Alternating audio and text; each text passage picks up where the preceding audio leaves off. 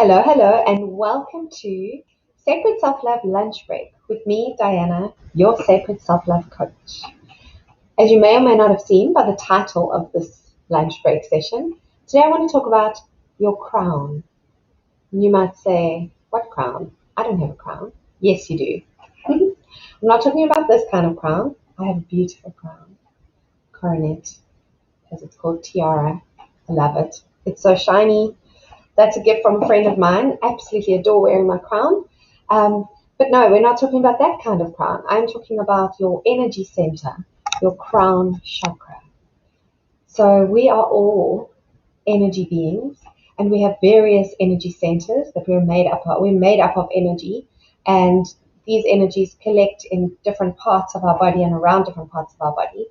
And the reason I want to talk about the crown chakra or the crown is because I relate it as a very, very strong connection to soul. It is, if you think of the actual crown, physical crown, putting it on your head, that is symbolic of the crown chakra, of this energy that sits on the top of our head and above.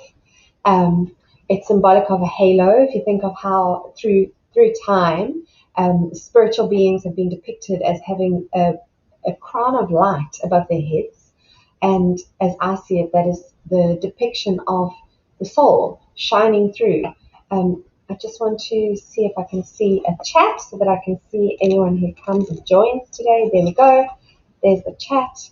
Welcome, welcome. So if you want to get chatting, send me a question in the chat and I will respond as I see it. So as I say, talking about the energy center that sits on and above our heads and represents connection to the divine, or our own soul or spirit. And then from that point, if you can imagine the energy coming out and basically connecting with all the other energy centers and creating a field around us, and you've probably all heard of the term aura, and that is this energy field around us made up of all these different energy centers and connecting us, connecting those parts of ourselves and connecting us to the greater. So there are two key phrases that I want to work with today and chat about a little bit that I'm sure you've heard before. The one is, and I say over and over and over again, it's been said by different people in different ways. The way that I like to express it is this: all the answers that you seek are within you. Let that sink in. That is such a powerful, powerful concept. All the answers that you seek are within you. And the second key phrase that you may or may not have heard before, but if you've been following me, you've surely heard me say it, is that the more you meditate, the better life gets. Bottom line, the more you meditate, the better life gets. I believe that it is simply a case of connecting with soul. So for me, we as souls, so if we go back to what I spoke about a few weeks ago, I am not my body. I move my body. We all speak like that. I ran over there, or I spoke to so-and-so. So who's that I? I felt sad. I felt happy, or I feel great. Who is that I? I think about work. I think I like gardening. So the me, the I, is having thoughts, is moving the body, is having feelings. So who's that I? And that I is the soul. That I is the greater part of us. That I is the inner wisdom. That I is the part of us that is connected to each other, to every living being, to every sentient being, and to greater source energy. So that part of who we are, the I am, the soul, came here into this life for a human experience. Not blindly, knowing all there is to know. Because before this space that we were in eternal space. We're directly connected to and part of everything that is.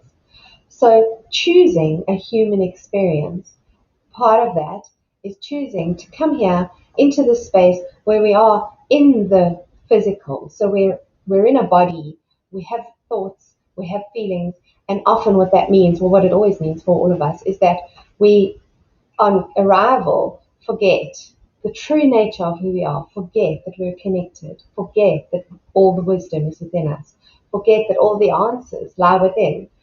And then life is about being a human being and remembering those truths, remembering the wisdom, remembering how to access it, remembering how to choose our own truth, remembering how to choose what we're here for.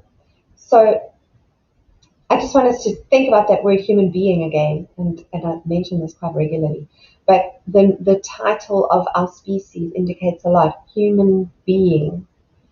And what we tend to do is stay busy. We're always humans doing instead of humans being. And what that does is it keeps us separate. It keeps our soul out of the picture. Hi, Lena. Hi, Olga. Thank you so much for both being here. Thank you, Lena. This crown suits. I love my crown. um, so what happens is, as human doing, which we do, we become so super busy in the physical. We're so busy running around. We're busy thinking all the time, trying to solve things with our thoughts, trying to solve things with our feelings, trying to solve things with our action. By doing that, we get so into this physical world that we forget about our soul. We forget about that inner wisdom. We forget that all the answers are within us. Meditation is about being. Meditation is about getting quiet on the physical plane. It's about getting quiet in action, getting quiet in thought, getting quiet in emotion, just long enough to touch soul again, to connect with the greater part of who we really are, and in that way access those answers that are within us, that deep wisdom. So I hear so often from people that they love the idea of meditation. We're all drawn to it. We're all drawn to a state of quietness. If you just, no matter who you are or where you are, the idea of this state of peace, of inner peace and tranquility, isn't it just delightful? It's like, oh, that sounds good. And yet, we can create that for ourselves, but we forget how. That's part of coming into this human experience is forgetting that we know how to access that inner peace, that tranquility, that wisdom. So people say to me all the time, I love the idea of meditating. I know I must meditate more, or I want to meditate more, but I've never found a way that works for me. I'm not sure how, or I don't know where to start. And so that's what I want to share here today as well, is that meditation has this whole connotation of super spiritual beings that are meditating. Well, the fact is, we're all super spiritual beings. As I just said to you, you're energy, I'm energy, everything around us is energy, and that is what spirit and spirituality implies. That's all. It's really simple. It's not like all those hara, in the old days where the priests that were in church, they held the power, they knew God, and you had to go through them in order to connect. No, we are all energy. We are all connected. We are all connected to source, where we come from, each other, and life. So meditating can be really simple. We just need to remember how. And there are so many ways. And I've spoken about this before as well. The meditation retreat that I did at the Buddhist temple in South Africa all those years ago shifted my thinking forever. Because first of all, I realized there are so many ways to meditate. And it really depends on, first of all, who you are. So if you're just starting out, who are you? What will work for you? What's going to fit into your life? Really, because we can all have these wonderful ideas about 7 years in Tibet, this or a great spiritual journey and being alone and going into quiet space and sitting for days and hours on a mountaintop. How fabulous, but it's not realistic. And then we carry on with our day, forget about it, and 5 years pass and we've not meditated because that idea seemed too far-fetched. Who has time for that, right? We're busy, humans being, humans doing. So think about who you are and think about what will work for you, what will work in your life, first of all. Secondly, it's about connecting on a level that makes sense to you. So it's not just about who you are, it's also about what actually makes sense to you. What is going to work with your programming. We're all conditioned. We all have programs running in our mind. So to bring in a new habit, something that's going to create great change, often we need to be a little bit sneaky with it and bring it in in a way that won't throw us completely off our comfort zone. It'll challenge the comfort zone quietly, and over time, it'll grow.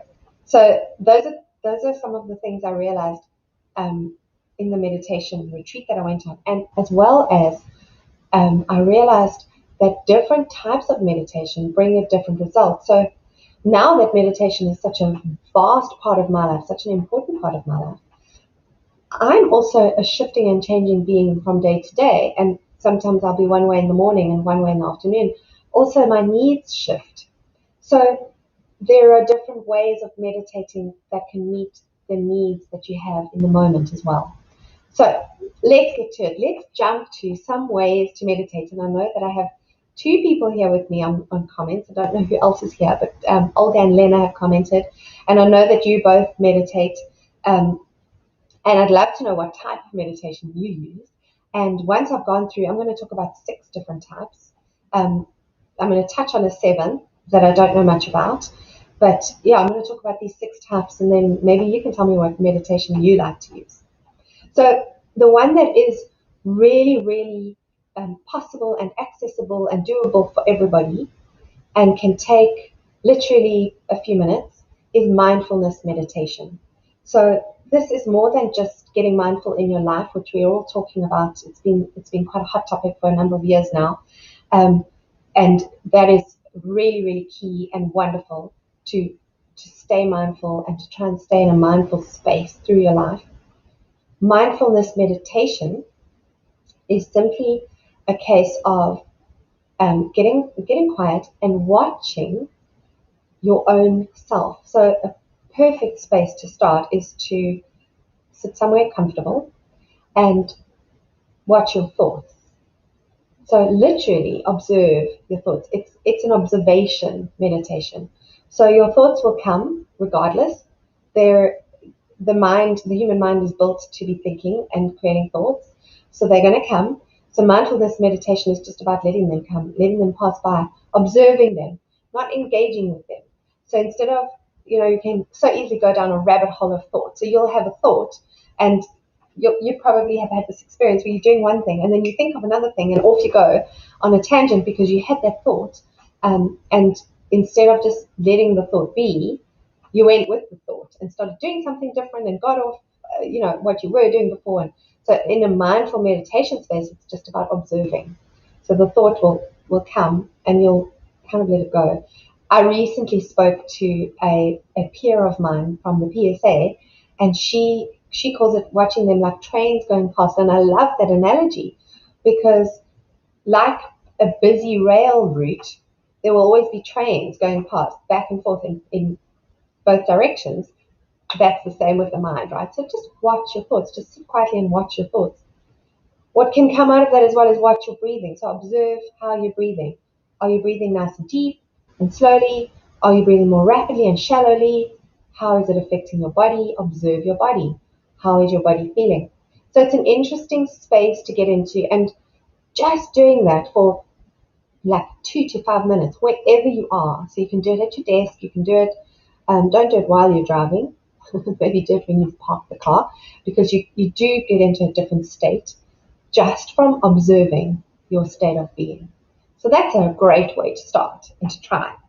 Another way that is so popular and that I've spoken about before is what I call spiritual meditation, which can be very aligned to prayer and works in any spiritual or religious belief. So whatever your belief is, it's really about getting quiet and connecting with your perception of divine energy. So be it God, universe, source energy, whatever you want to call it, Allah, so it's about that connection and then actually communicating. So setting up a channel of communication where you come with the things that are on your heart, that are on your mind, and then you also give space for quietness where you hope to receive some kind of sense of an answer from the divine space. And I call that spiritual meditation. And that is so easy for anyone who's come from a religious background to adopt, because it really is familiar. Then there is focused meditation. And this again is really, really easy and can so easily be taken in. And what you do with focused meditation is, again, get quiet, sit quietly, sit comfortably, be comfortable, and then pick something to focus on. It can be the flame of a candle is a lovely one because it's always moving and dancing. And any time that your thoughts start running away in another direction, you just redirect it onto the focus, the point of your focus. Esther Hicks in the Abraham teachings, she talks about focusing on the sounds. And I recently did a meditation with another peer of mine, and he led us into listening. So you focus all your energy, all your thought energy on the sounds around you. And it was so intriguing. Hi, Rashid. Welcome, welcome. Although you love the quiet meditation. Yes, absolutely. I'm getting, I love the quiet as well. And I'm getting to that. So it is absolutely beautiful to have that quiet space. So the focus meditation is every time your mind wanders, is to bring it just back to the point of focus. And what that does is it does help to bring that space of quiet into your mind because you're only focusing on one thing. What you will find out of that, very interestingly, is that your focus group, that can be said for all meditation, but specifically for focused meditation, because you're actually practicing on bringing your mind to focus on one thing. You're training that focus, which can be so powerful outside of the meditation space, just in life in general, in work, in studies, in communication. When you're listening to somebody, it's so good to really just focus on that person and what they're saying. Friends of mine and I, we're in a beautiful mastermind group, and for literally 12 months, we practiced a set of mindfulness practices every single morning, and one of them was a focused meditation, and it was only 3 minutes focusing on a single point. And we had a lovely piece of music that we played in the background while we did that, which really, really helps as well. And it really is about just holding focus, and you get quiet, and you'll be really surprised at the results because you come out of that space. The music helps because it times you, and that also puts your thinking mind at ease because you know before you start that there's a timeline. You're not just going to be sitting focusing, and so your monkey mind doesn't have to jump up and down to try and get your attention if it knows that you're just going to be sitting for 3 minutes. So use a timer. It's a great, great way. And a piece of music is a perfect timer because it can also be so soothing in the background. And then, as I said, so when that timer comes to an end, or when that music stops, the thoughts that do pop are often completely inspired. And that's what I like to call a divine download. When you literally receive clarity, that's about connecting to the inner wisdom. That is getting the answers that are already within you.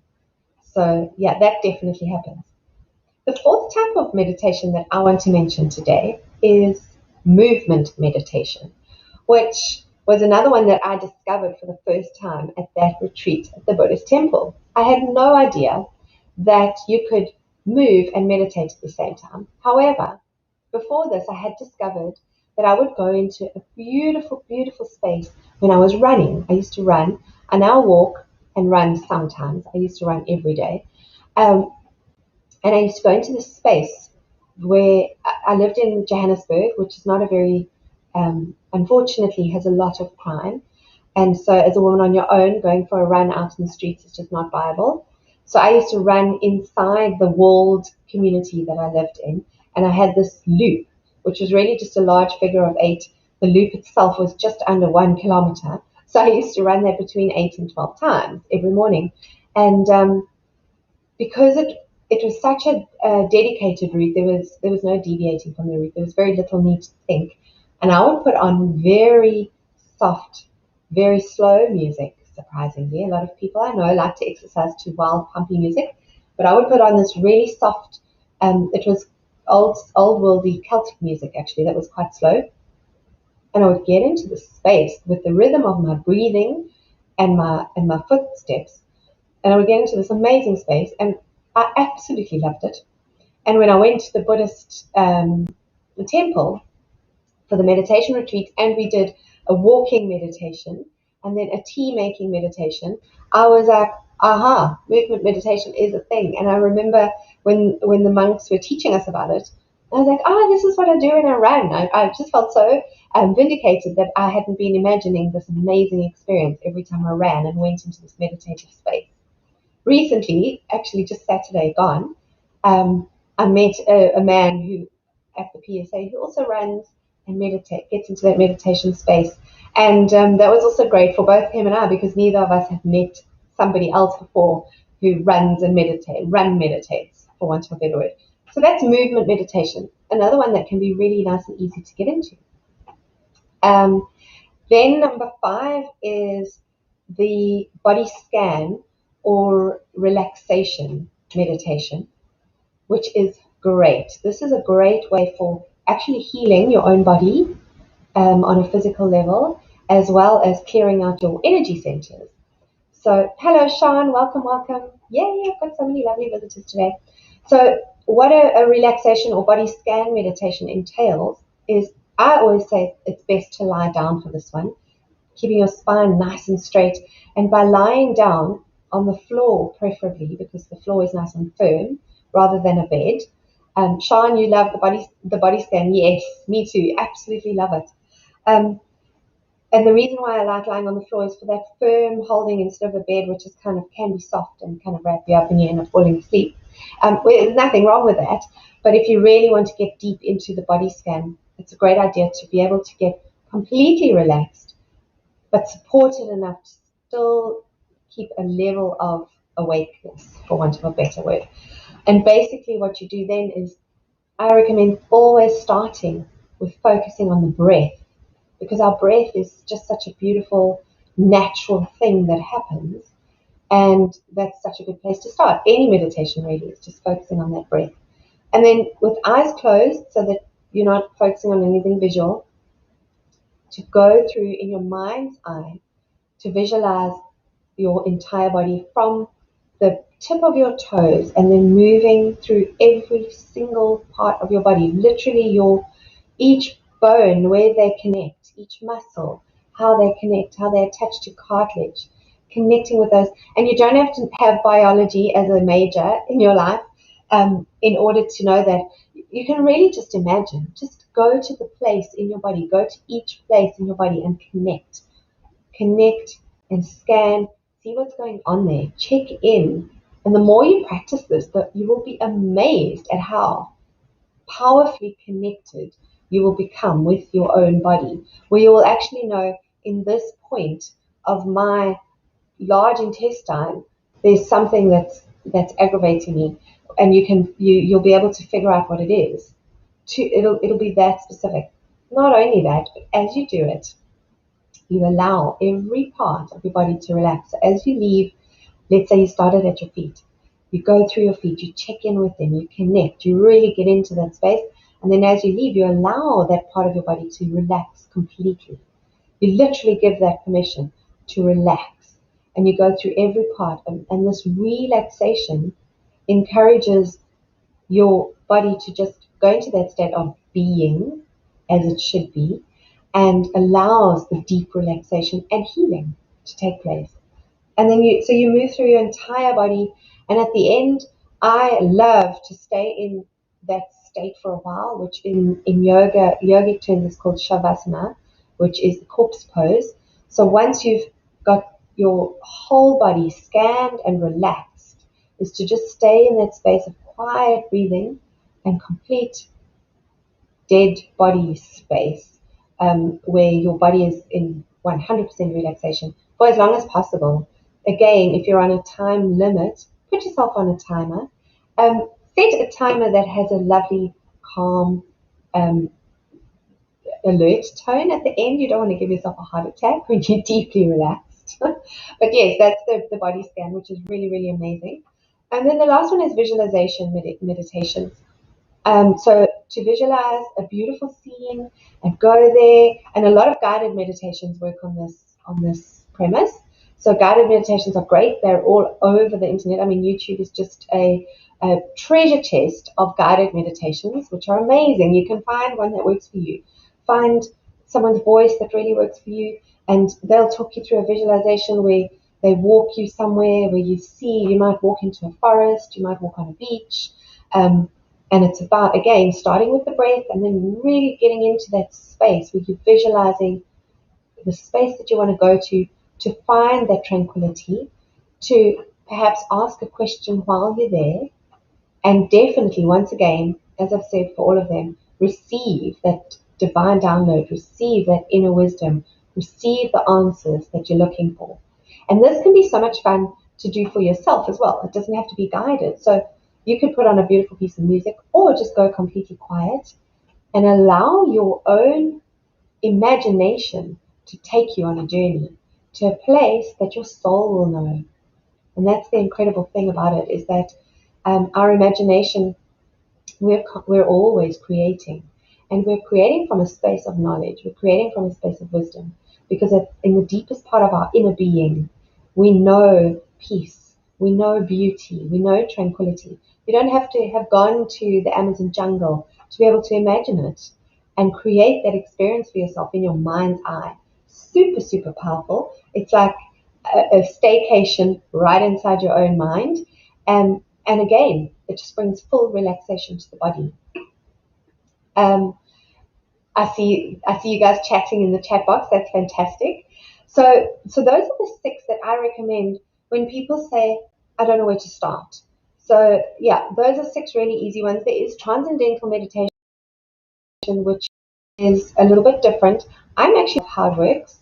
So I have decided to give it some more investigation at some stage. Just I haven't got to it yet. And I have a feeling that I won't be surprised by it at all. But overall, whichever technique you use to get into it, I encourage you, because these 6 techniques are really techniques to get into a meditative space. I encourage you to try and go to that really, really quiet space. Yes, Olga, try them all. Pick one, or try a different one every day or every week, with the aim of getting to that quiet space.